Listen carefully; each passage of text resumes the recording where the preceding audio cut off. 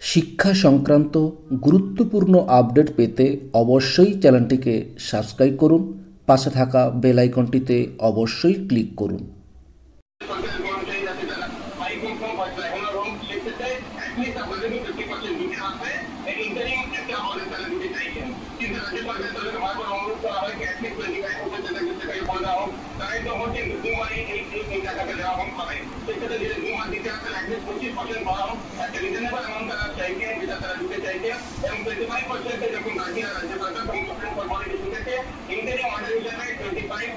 আপনাদেরকে দিয়ে রাজ্য সরকারের কর্মচারীদেরকে দিতে হবে।